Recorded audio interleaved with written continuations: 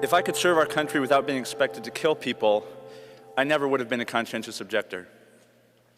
I enjoyed the challenge and satisfaction of knowing that I volunteered for some of the most demanding training, like jumping out of airplanes, rappelling out of helicopters, 25-mile road marches.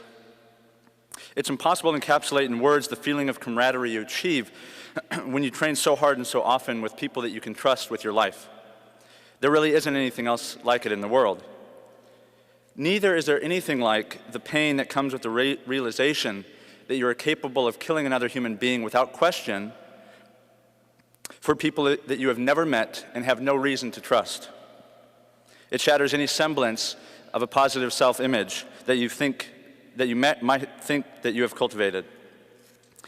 When I came to the realization, it was too late. I had been on the battlefield for 11 months, and I had seen my share of intense combat. I had smelled death, tasted the acrid carbon powder of the gun smoke, and heard the cries of mothers outliving their children. Sitting outside a hospital in Samara in October of 2004, little did they know that I wept with them, safely hidden from my platoon because a display of such raw emotion would have been seen as a liability. I had seen bodies outnumber available bags, draped over another in an exterior storage room. My mind wandered recklessly, and I saw my father's face peering out for me from behind a thick black zipper. For a while, maybe my training proved sufficient. Perhaps it had adequately numbed me from the stark reality that I had encountered in Iraq. I returned home and reflexively forced these experiences and others like them to the furthest reaches of my mind, hoping that time, in fact, healed all wounds. It doesn't. It took me almost an entire year and a divine slap in the face to rouse me from the trance of unquestioning obedience and unthinking allegiance. But nothing could steal from me the trust and faith I had in my fellow service members.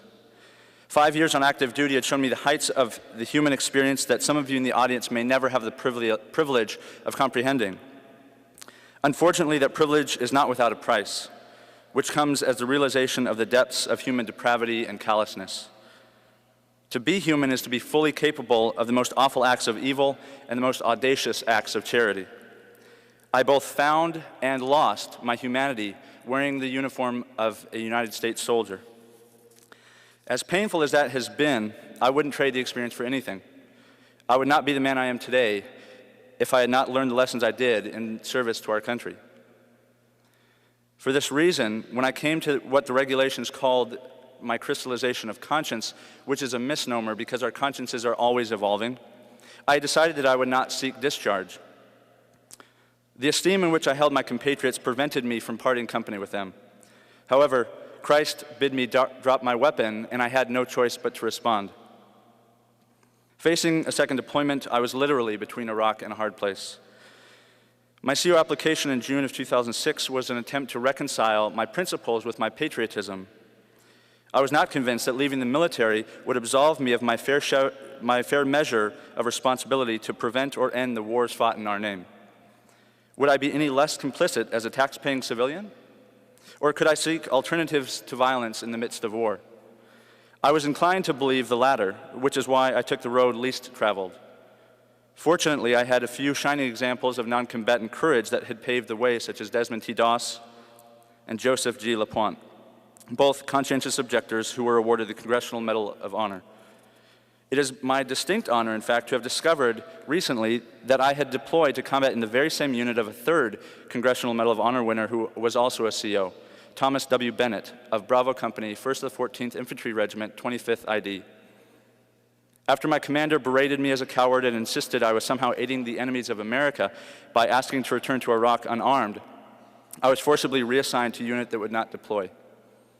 One of the most tumultuous days of my life was spent watching my unit leave for combat without me. 10 of them did not return from that tour. Some of them are buried at Arlington. Despite being denied the opportunity to serve nonviolently in Iraq, I eventually found my way to 2 war zones as a peacemaker. First, with Christian peacemaker teams to Israel-Palestine while on terminal leave before my discharge in 2006, and again just 2 months ago with friends to Rutba, Iraq. In each combat theater, my heart felt as though it was being forced through a rusty paper shredder, as I heard so many stories of indescribable grief and pain, stories in which my brothers in uniform had a starring role. Just as I had before, in a hospital in Samara, I waited until I had some time alone to rest my weary soul. Music has become therapeutic to me, and in Iraq, I stumbled across some song lyrics that speak directly to my situation. I grabbed my notebook and began to scribble, altering the lyrics slightly and adding a verse of my own. I immediately felt one heartbeat closer to redemption. Allow me to share part of my journal with you now. This is adapted from a song called The Flame Deluge by the band Thrice. I feel that I was meant for something more. My curse, this awful power to unmake. And ever since they found their taste for war, they forced me onto those whose lives they'd take. To Baghdad, I and mine hath brought ugly sights so few before hast borne. Though deceived, uniformed, and uninformed, we fought. Once alone, like you and yours, we mourn. Thank you for being here tonight to listen.